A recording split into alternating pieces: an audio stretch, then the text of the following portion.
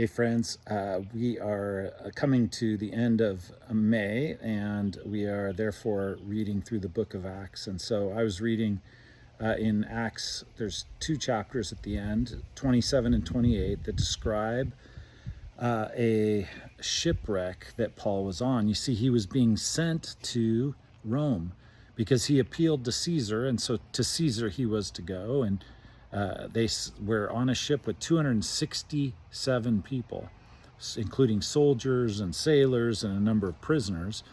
And Paul warned them not to set sail, and they didn't listen to him, and they ran into a very strong storm called the nor'easter that sweeps down through that region.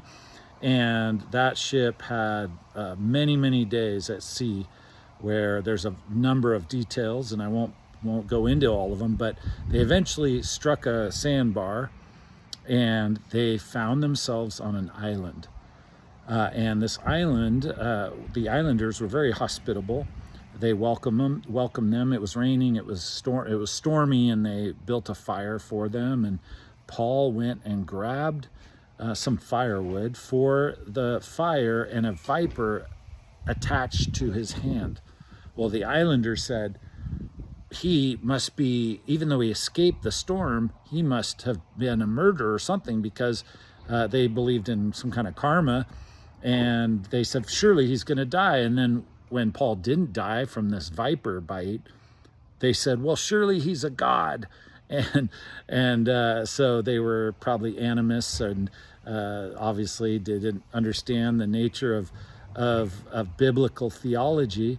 But eventually Paul met the chief of the island, and his name was Publius.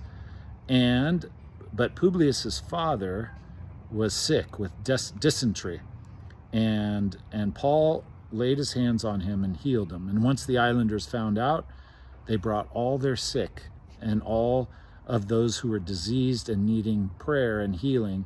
And it says that Paul laid hands on them and he prayed for them, and they were healed on this little island in the Mediterranean. Do you know that every year on February 10th, they celebrate with a feast on the island of Malta? And it's called the Feast of the Shipwreck of Paul. And can you imagine? That was in AD 60. Years, 2,000 years almost. And they celebrate this feast.